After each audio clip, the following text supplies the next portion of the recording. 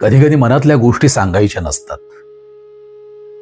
काही गोष्टी बोलायच्या असतात, पण शब्द तोंडातच घोळत राहतात. मन भारी होतं, पण ओठावर हसू ठेवून आपण स्वतःला सावरत बसतो. खरं सांगायचं तर शब्द जितका त्रास देत नाहीत तितका त्रास होतो कुणीतरी एकानं म्हणावं, तू ठीक आहेस ना? हा साधा सोपा प्रश्न.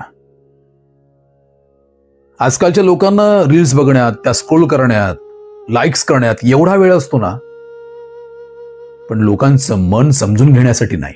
मग कुठेतरी आपणच आपल्या भावना लपवायला शिकतो. इतरांना वाटतं की ती व्यक्ती खूपच मजबूत आहे, तिला काही होत नाही. पण लक्षात ठेवा, मजबूत दिसणारे लोकही आतून तुटलेले असतात.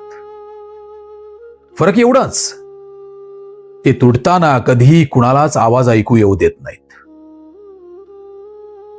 तुम्हाला काय वाटतं? तुमचं मन असं कधी भारी झालंय, पण सांगायला कोणीच समोर नाही, असं झालंय? नक्की सांगा.